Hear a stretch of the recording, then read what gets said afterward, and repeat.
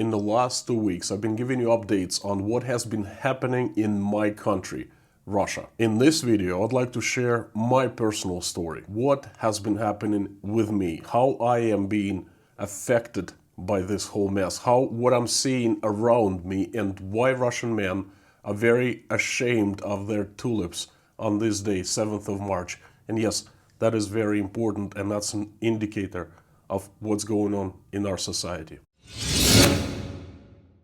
If you're new here, my name is Konstantin.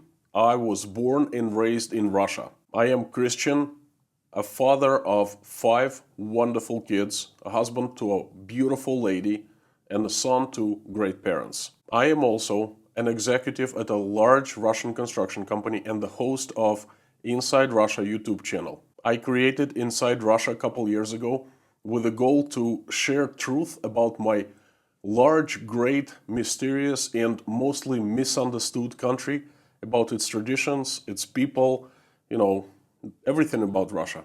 Everything changed on February 24th, 2022. Russia started a special military operation in Ukraine with the official goal, as the government told us, to demilitarize and denazify Ukraine. A line was drawn between old Russia, the country that I knew and I understood very well, and the new Russia that's been evolving in the past 2 weeks, run by people that I don't really know, and with the plans for the future that I don't really understand. Right after the start of this operation, the entire world has united behind Ukraine, and the sanctions have followed. Russia has been cut off globally basically from the rest of the world, and became an island. The Russian government had not been prepared to anything like that, and it started creating counteractions to basically keep situation under control somewhat and to keep tabs on us. Summing up the last 2 weeks, I have a pretty strong feeling that this is the revival of old Soviet Union. In the last 2 weeks, I've been giving you updates on what is happening in Russia. And folks, this is a classical SHFT situation, perhaps even worse. I've been telling you about the start of this special military operation in Ukraine by Russian military, by Russia. I've been giving you daily updates of what is happening. I've been giving you updates on sanctions, international economic sanctions hitting Russia, and how they are changing our lives, on how Russian government is trying to keep the situation in hands, introducing new laws, tightening the screws, trying to silence people, everything. You can get all of this in my daily live streams and videos. But right now, I would like to tell you what is happening with me personally, my family, my job, my faith, my situation, my job, income, future, everything. How this situation is changing my life. This is early March, and this is definitely the worst time of any year, because it's already not winter, it's over, but it's not spring yet. Transition period. Everything is so gloomy, dark, dirty.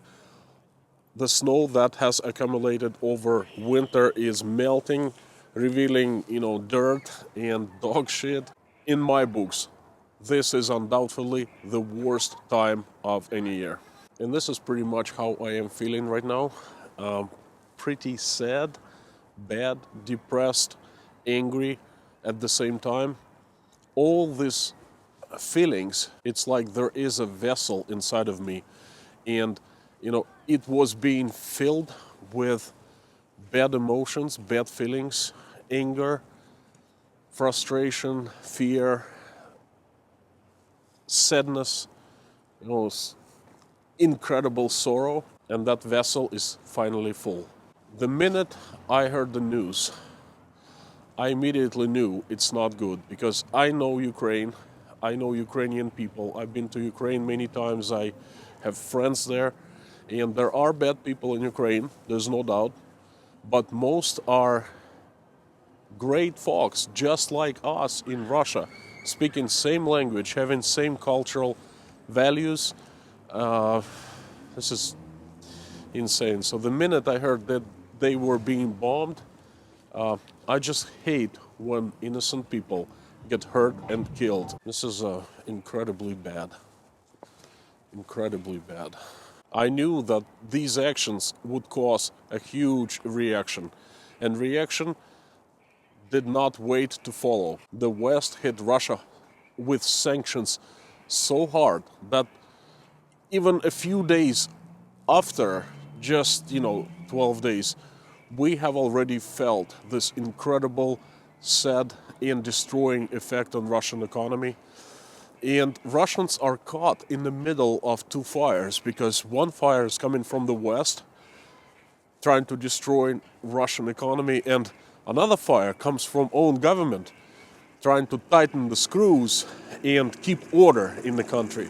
We're in between two fires. Emotionally, I am going through the hardest time of my life. I've had two pretty horrible events in the past. One was divorce, and another one was my dad's passing away. Extremely painful, but they were honest, because I understood why they were happening, and it was kind of a natural way of life, There was a lot of pain for quite a long time, but nothing like what I'm experiencing right now. It's not just pain, okay? It's the mix of anger, fear, pain, sorrow, sadness, depression. It's a hellish cocktail, really. That vessel that I talked about earlier is finally full and starts spilling over. For the first time, it spilled over during yesterday's stream. Towards the end of the stream, I started falling apart. I couldn't speak straight.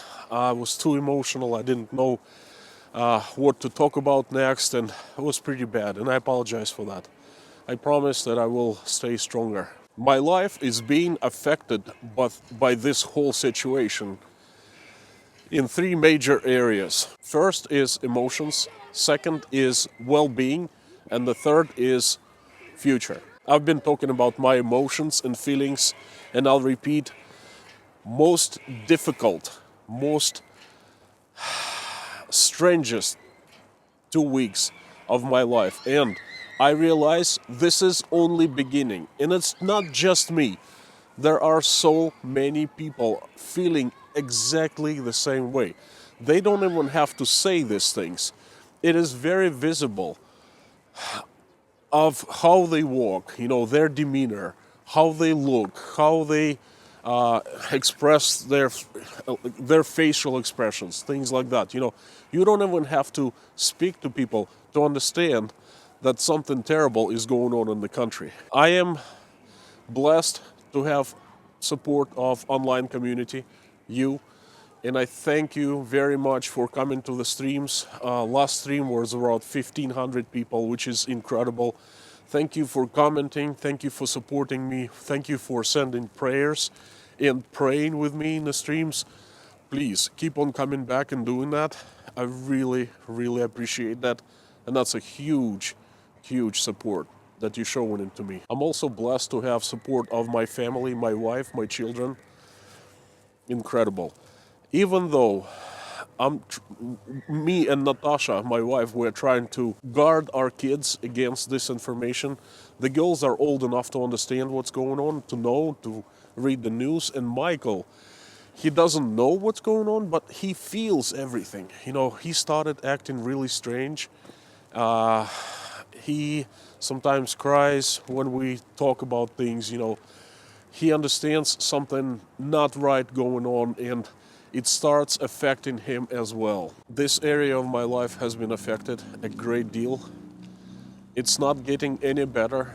I kind of fell apart yesterday, and who knows what the future will hold. The only thing I know, I must stay strong to show example to my family, so they are confident in anything that is thrown at us. We will survive and we will prevail. And I will certainly be doing that. The second area of my life that's affected is well-being.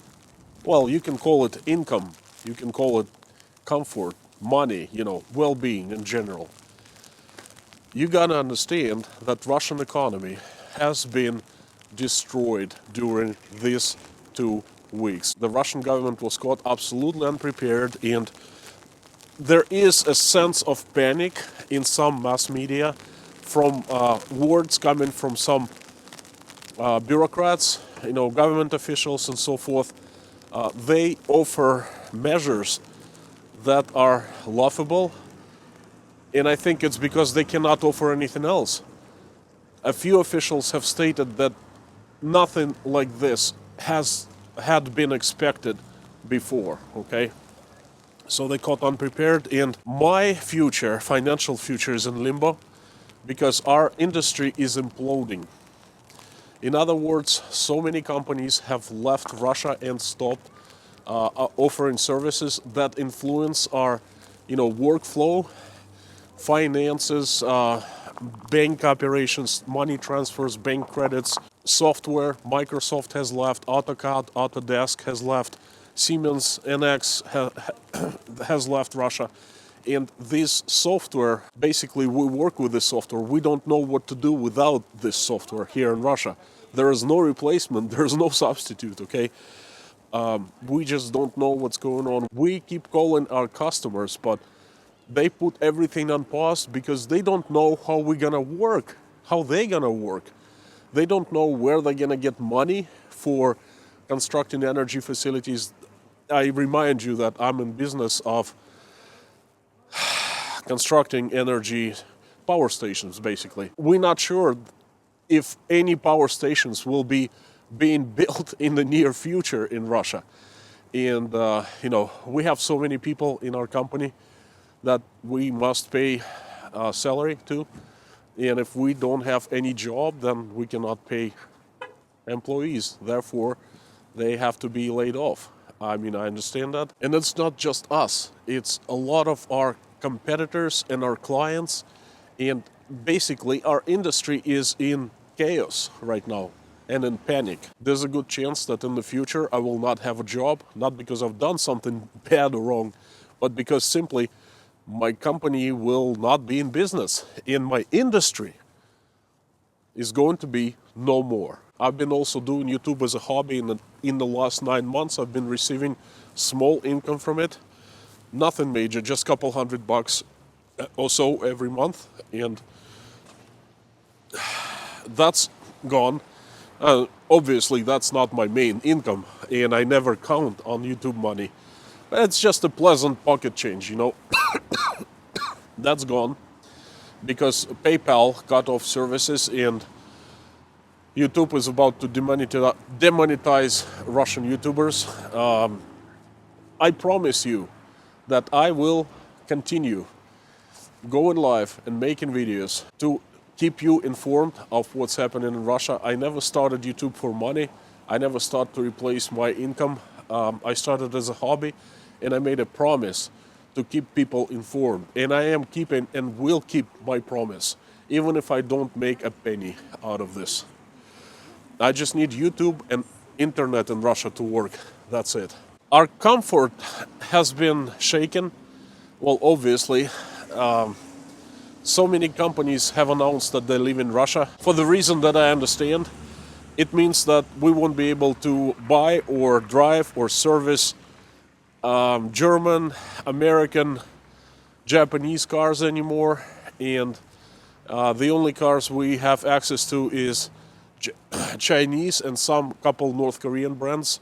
We can't even buy Russian cars because they heavily rely on foreign imported parts. And in the near future, they won't be produced in mass. We can say goodbye, not just saying about myself, I'm saying about a lot of Russians. We can say goodbye to incomes that we've had, to the comforts that we've had, to the freedoms, financial freedoms that we've had, conveniences that we've had, And basically, I think now we are going into survival mode. And the third area that's been affected in my life is the future. You know, like I said before, this country, this new Russia that has been evolving for the past 2 weeks is really unknown to me. I see it's being built right in front of my eyes. I don't like it. I think it's going to be a monstrous thing if everything will keep on going as it has been going. I think it's going to be, well, it certainly will not be part of international community. It's not going to be a part of this global village that we were living in. And this is a very sad thing because I think we people of the world are the one, and it's just the politicians that divide us by borders, policies, wars, and things like that. The bigger issue here is, for me personally, is that Russia and the Russian people image has been tarnished and damaged so much in the recent 2 weeks that it's going to take a really long time, and perhaps longer than our lives will last, to get our names back to normal, okay? And definitely it's going to take lots of right moves and lots of efforts. We are not welcome in most civilized world.